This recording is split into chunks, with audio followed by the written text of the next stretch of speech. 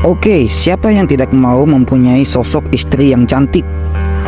Ditambah lagi dia pandai membuat suami atau pasangannya menjadi puas dalam urusan ranjang. Kenalkan Messalina, seorang permaisuri Romawi yang saya maksud. Tapi jangan salah, dia memiliki sifat atau kecanduan kontroversial. Telah mencatat reputasi yang kurang terhormat dalam sejarah sebagai istri ketiga Kaisar Claudius, menggantikan Caligula yang terkenal dengan kecanduan. Messalina sendiri terkenal dengan nafsu birahi yang melampaui kehidupan para kaisar sebelumnya.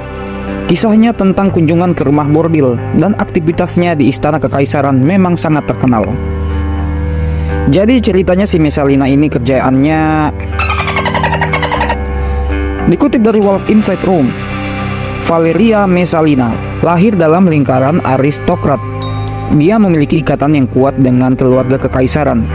Nenek buyutnya adalah Octavia, saudara perempuan kaisar pertama Agustus yang serambinya masih berdiri di ghetto Yahudi Roma. Sepupu keduanya adalah Caligula, kaisar gila, jahat, dan berbahaya, yang daftar riwayat hidupnya mencakup menyatakan perang di laut dan mencoba menjadikan kudanya sebagai konsul. Messalina adalah istri ketiga Claudius, seorang sarjana gagap dan penerus dari Caligula. Messalina menikah dengan Claudius pada tahun 38 atau 39 Masehi, beberapa tahun sebelum dia berkuasa. Messalina memberinya 2 anak. Sebagai permaisuri, dia mendapatkan reputasi untuk ketidakpuasan.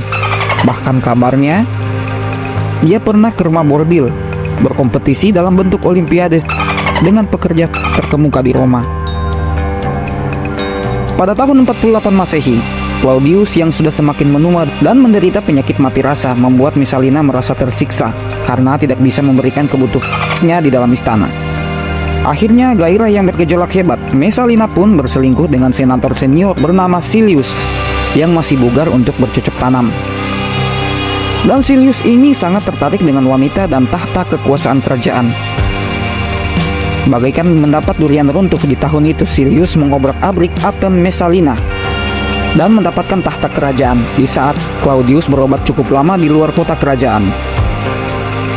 Akan tetapi, sepandai-pandainya tupai melompat, dia tetaplah tupai. Kabar kampret ini akhirnya terdengar oleh sang raja Claudius oleh penasehatnya, dan dia bergegas untuk pulang ke Roma untuk membangun kembali otoritasnya dan menghabisi mereka.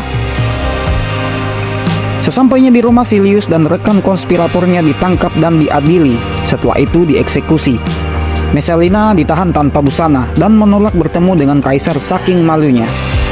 Karena menderita mati rasa, Claudius tidak dapat meletakkan pena di atas kertas dan menandatangani surat kematiannya, dan terus meminta kehadiran Messalina agar dia dapat menjelaskan perbuatannya. Penasihat Claudius mengkhawatirkan pengaruh Messalina dan khawatir kaisar berubah pikiran dan menyelamatkan nyawanya. Maka penasihat utama, Narcissus, memerintahkan para perwira dan tribun yang hadir untuk pergi ke tempat penahanan dan melaksanakan eksekusi penggal kepala. Dan saat itu Messalina pun memohon untuk hidupnya. Memohon pada para penculiknya untuk melepaskannya dan menemui Claudius. Namun ketika eksekutor tiba, dia sadar sudah tidak ada lagi harapan. Setelah kematiannya, mereka sepakat untuk menghapus semua jejak keberadaan Messalina, yang sekarang kita sebut dengan damnatio memoriae. Senat memerintahkan agar namanya dipahat dari semua prasasti resmi.